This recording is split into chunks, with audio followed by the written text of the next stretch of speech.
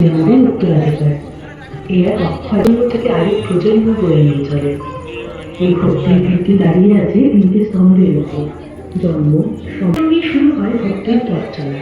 প্রথম শ্বাস, প্রথম আলো মা দুর্গার আশীর্বাদ মিশে থাকে। সম্পর্কে ভালোবাসার প্রবলতা হয় শিক্ষা, সাহসের তৃপ্তি আর সমর্পণের শান্তি। আশ্রয় মিলে সর্বত্র, গ্রাম থেকে নগর, মন্দির থেকে পূজা মণ্ডপে। তবে প্রকৃত আশ্রয় নিহিত আমাদের অন্তরে। ভক্তি প্রকাশ পায় তার রূপে। ভালোবাসা বা হৃদয়কে একত্রিত করে।